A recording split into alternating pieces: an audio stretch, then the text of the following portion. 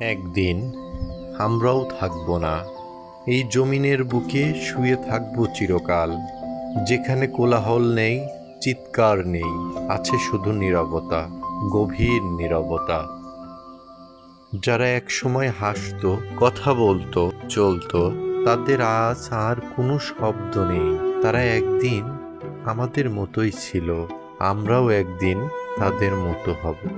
এখানে ঘুমিয়ে আছে কেউ বাবা, কেউ মা, কারো ভাই, কারো বোন। এখানে ধনী গরিব নেই, রাজা প্রজা নেই, সবার জন্যই একটাই ঠিকানা, এক মুঠো মাটি।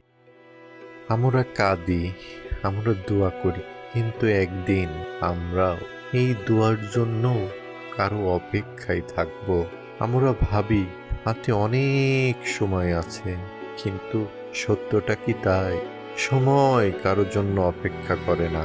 আজ সময় আছে নিজেকে ঠিক করার, নেক আমল করার, মানুষের উপকার করার। কারণ কাল এই জমিনের নিচে নামার পর সব অনুশোচনা, সব আফসোস অর্থহীন হয়ে যাবে। মৃত্যু অনিবার্য। প্রস্তুত তো আপনি?